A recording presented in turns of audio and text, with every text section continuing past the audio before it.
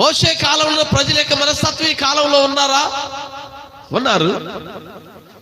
సరే, నోవాహు దినాల్లో ఉన్న ప్రజల యొక్క మనస్తత్వంలో ఈ కాలం యొక్క ప్రజలు ఉన్నారా? అలాగని ఆలోచిస్తున్నారా? నిజంగానే.